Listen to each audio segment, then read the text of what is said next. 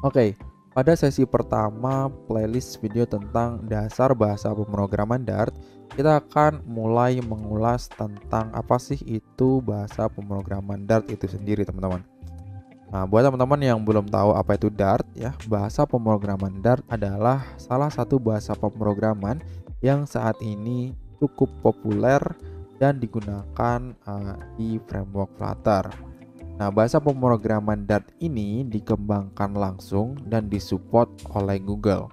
Dart ini memang dioptimasi untuk pengembangan berbasis klien, ya, untuk pengembangan aplikasi yang cepat di berbagai platform. Kemudian kalau teman-teman lihat di sini, ya, Dart itu dioptimize untuk UI, teman-teman. Dengan produktivitas development, kita bisa pakai hot reload ya untuk mempercepat proses pengembangan dan dapat dikembangkan di berbagai platform sekaligus. Ada mobile ya, desktop, backend, dan juga JavaScript sebagai web. Di sini teman-teman juga bisa cobain langsung ya. Disediakan sebuah konsol ya. Bisa teman-teman coba. Di dalam bahasa pemrograman Dart, dia akan menjalankan pertama kali pada function main. Ini sebagai gerbangnya ketika teman-teman pertama kali ngejalanin kode pada bahasa pemrograman Dart. Kita tinggal run aja ya di sini. Ini adalah contohnya. Nanti akan tampil hello world. Kalau teman-teman sudah akrab dengan bahasa pemrograman Java, mungkin mirip seperti public static void main atau PSVM ya. Jadi gerbang awalnya. Kemudian teman-teman bisa lihat lebih detail di bagian overview ya. Di sini dijelaskan ya, seperti tadi ya, Dart itu merupakan client optimized language, bahasa yang dioptimasi untuk sisi klien ya, untuk mengembangkan aplikasi yang cepat di berbagai platform.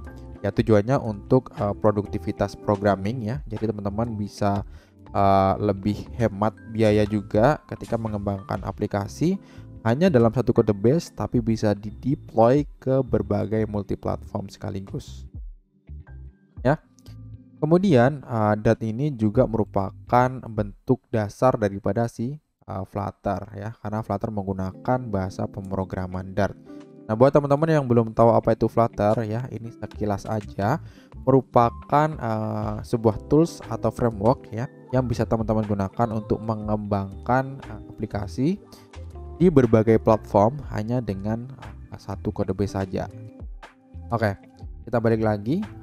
Kemudian di dalam bahasa pemrograman Dart itu sendiri, teman-teman, dia menyediakan beberapa metode compiler. Nah, kalau teman-teman pernah dengar istilah compiler maupun interpreter, Dart ini bisa dibilang sebagai hybrid.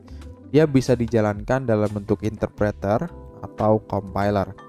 Seperti ini contohnya ya, dia bisa dijalankan dalam dua mode compiling. Yang pertama ada mode development, itu development sendiri.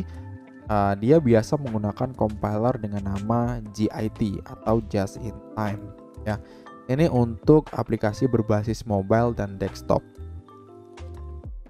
Nah, ketika dijalankan dalam mode JIT itu akan mirip seperti interpreter, teman-teman. Ketika dijalankan nantinya dia akan memanfaatkan fitur hot reload. Nah, jadi dijalanin per baris kodenya. Sedangkan ketika teman-teman menjalankan di mode compiling production, dia akan memanfaatkan compiling mode AOT. Bukan Attack on Titan ya, tapi Ahead of Time. Yang mana ini digunakan untuk production mode. Dimana dia mengoptimize untuk versi productionnya dengan small runtime. Namun di web platform ya, dia menggunakan Dart2JS ya untuk mengcompile menjadi versi web dengan memanfaatkan JavaScript. Oke. Jadi bahasa pemrograman ini menurut saya cukup powerful ya, digunakan untuk mengembangkan aplikasi cross platform. Untuk dokumentasinya bisa teman-teman akses ya. Ini udah dijelasin secara detail ya. Nanti akan kita bahas lebih jauh lagi masing-masing fitur dan fungsinya. Ya. Jadi itulah sekilas tentang apa sih itu bahasa pemrograman Dart.